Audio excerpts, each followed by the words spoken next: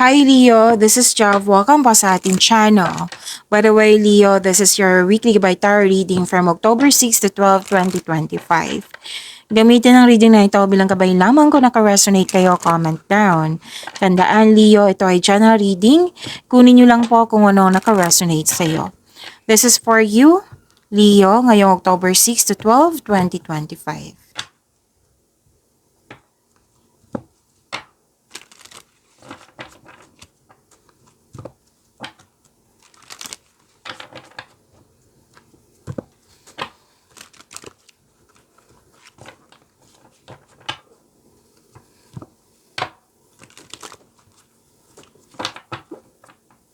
Para po ito sa iyo, Leo, ngayong October 6 to 12, 2025.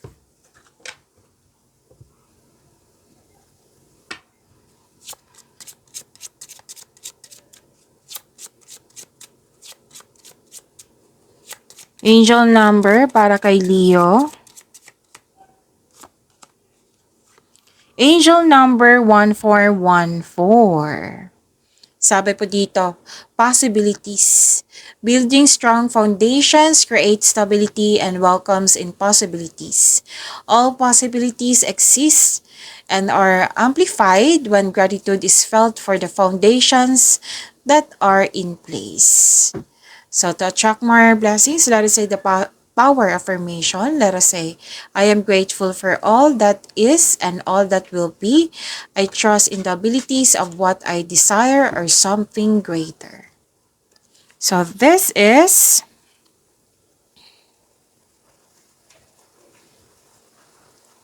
Angel number 1414. So, angel number 1414 encourages you to trust your inner wisdom. Makinig sa inyong intuition. Mag-focus kayo at mag-create kayo ng strong foundation. At i-embrace nyo po yung new beginnings kasi new beginning po ito. Embrace new beginnings with a positive mindset. Positive and determined mindset. Okay, you have a divine support po. You're divinely guided na at sinabi dito na magkakaroon siya ng positive transformation. In all areas like love, career, personal development. So it reminding you to build stability and take responsibility for your life path. Okay? So what to do when you see 1414, angel number 1414? So, yun po, positive mindset. Maintain nyo po yung pagiging optimism nyo. More on positivity. Mag-focus kayo sa solusyon rather than sa problema. Oo. And next is build and strengthen foundations. Okay?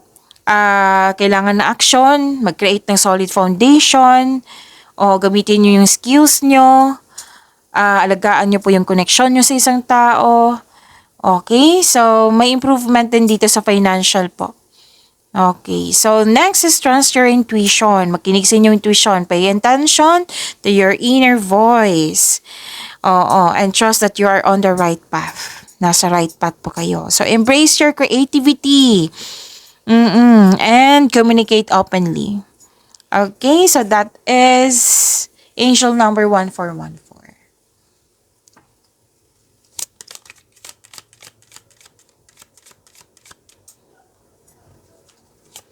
Maraming salamat po sa inyong patuloy na suporta, sa mga nag-donate, sa mga hindi nag-skip ng ads. Maraming salamat po. Sa mga hindi pa nag-subscribe, subscribe. Sa mga hindi pa nag-subscribe, subscribe na po kayo at click bell notification para malaman nyo na may bago tayong video.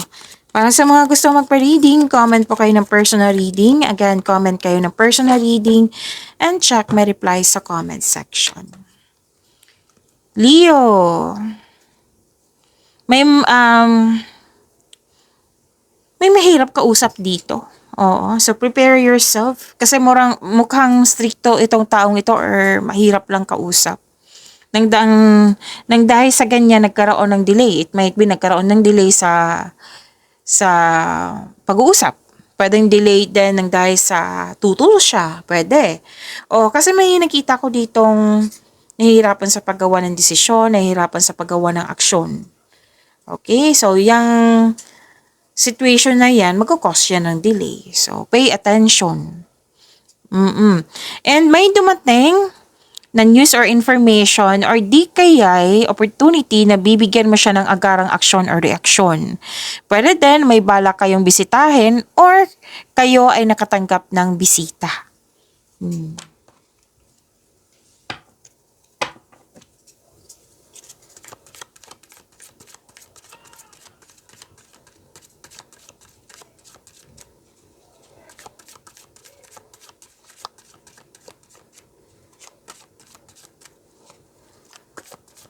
Energy po ni Leo ngayong October 6 to 12, 2025.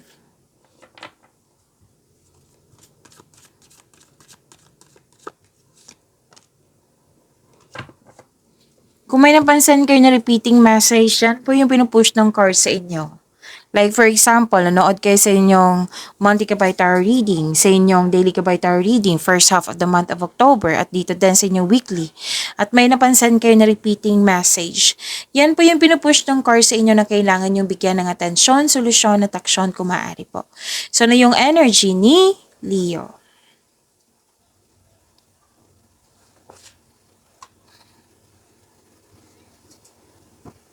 Okay, may nakita ko ditong loss of connection or loss of things or loss of opportunity. Pwedeng nangyari to ngayon sa week na ito na sana'y ma-overcome nyo po or sana'y maiwasan.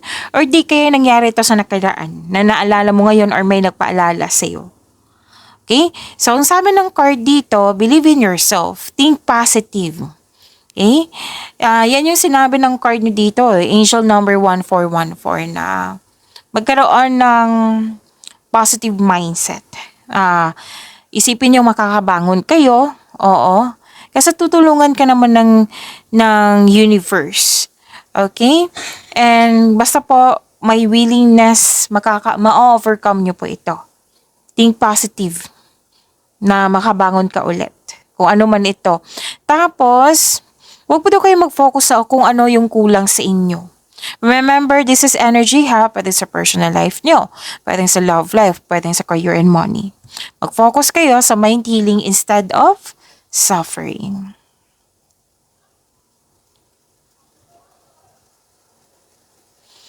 Okay, may ibibigay ang universe sa iyo. The divine is offering you a new love. Yes, may parating na bagong pag-ibig which can arrive in many forms.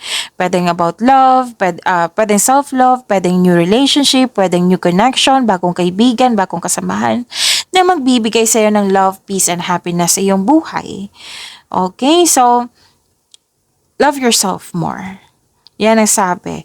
Kung tungkol to sa career and money, may sabi din dito na may job opportunity or new source of income. Oo, na may mga tao dito na very supportive sa iyo eh. Nagbigay ng unconditional love. Nagbigay ng support. Okay, so mag-focus kayo sa self-love, sa kung anong meron kayo. Huwag kayo mag-focus sa nung kulang sa inyo. And take time for yourself. Oo, kasi magkakaroon naman ng personal development. This is about your career and money, Leo.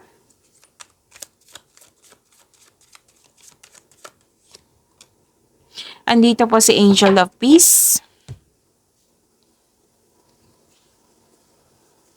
Nakatanggap kayo ng malaking blessings. Yes. Ang ganda nito. Kasi this is satisfaction and abundance. May completion. Thankful ka sa mga biyayang natanggap. You have overflowing abundance. At successful and satisfied ka. May natapos kang project or trabaho dyan na sobrang saya mo, satisfied ka sa naabot mong completion. At expect a recognition po for a job well done. May nakita na ako promotion dito, pwedeng pagtaas ng inyong kita, sweldo, allowance, or ng inyong posisyon. At makinig din kayo sa inyong intuition and honor your ideas kasi it will lead you to increase prosperity and abundance. So claim this satisfaction, this success, this abundance, this big blessing. Okay? Leo.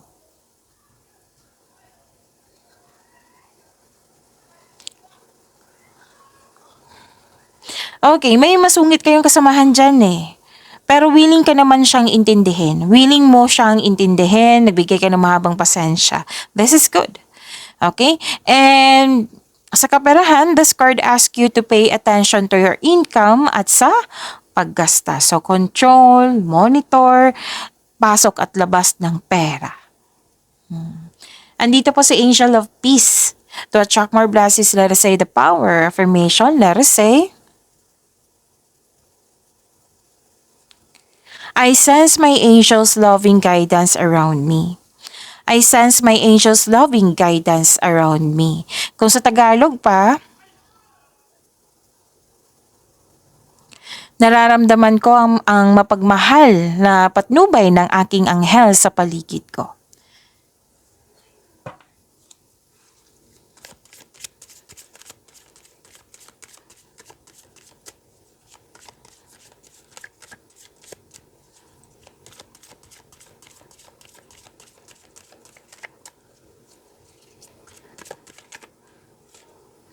This is about your love life, self-love, partnership, and romance. Leo. Andito po si Angel of Abundance.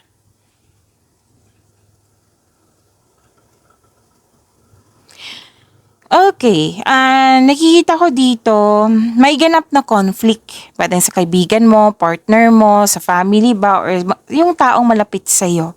Ang sabi po ng card dito na speak up for your needs. Kasi nakikita ko dito habang nagsasalita ka, nagsasalita din siya, paano kayo magkakaintindihan yan? So mag-usap muna, like sabihan mo siya, magsasalita ka, makikinig ako sa'yo. Magsasalita ako, makinig ka din sa akin. Mag-usap muna kayo. Like, kumbaga, rules, di ba?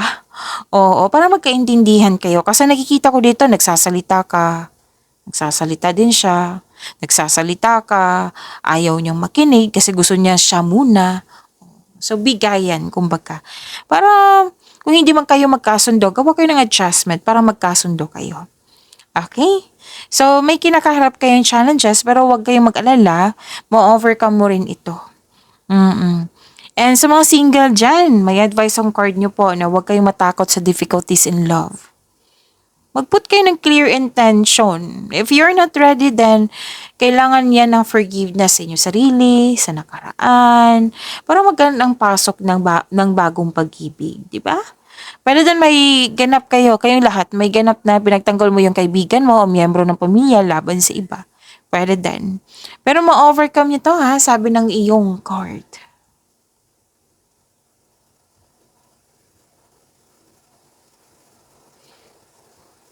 Okay, so this is, sa mga single, ang advice po dito is allow yourself to receive love and acknowledge that you can attract romance by loving yourself first. So kung hanap mo green flag, dapat magsimula ito sa atin by loving ourselves first. And para sa lahat to, single ka man, may relasyon sa buhay mag-asawa, may nakita kasi ako ditong abundance and success. Okay, so claim nyo po. And sabi ng card, be happy with the results of your action. Lalo na sa buhay mag-asawa sa mga marelasyon. Kasi may nakita ako dito, Leo, na fertility. Okay? Kung gusto nyo mabuntis, then go ahead. Kung pwede sa inyo. Kung ayaw nyo, then use protection. Kung pwede din po sa inyo. Kung yes. Kung pwede sa inyo. So, or di kaya, may na-receive kayong balita na may buntis. Oo. Okay, pwede din malaking pera to or anong tawag nito? Return on investment. Pwede din.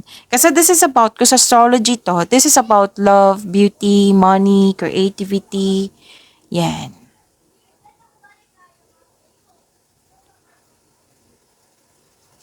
And may nakita ko ditong you're moving forward. You're embarking on a healing journey. Actually, may nakita ko dito nag-decide na mag-move on mula sa mapanakit na pangyayari. Single ka man, may relasyon sa buhay mag-asawa. Sa mga may relasyon, sa buhay mag-asawa, sa mga may relasyon muna, nagpasya kayo mag-live-in or maglipat bahay para magbuo kayo ng pamilya. Sa mga buhay mag-asawa, paglilipat sa isang lokasyon, or di kaya naghahanap kayo ng solusyon sa inyong problema, nagbigay na ka ng mahabang pasensya sa inyong partner or sa inyong sitwasyon. So you're embarking on a healing journey. So, to attract more blessings, let us say the power affirmation. Let us say, kasi andito po si Angel of Abundance. Let us say, I am abundant and at peace with myself. I am abundant and at peace with myself. Kung sa Tagalog pa, ako ay sagana at payapa sa aking sarili. Ako ay sagana at payapa sa aking sarili.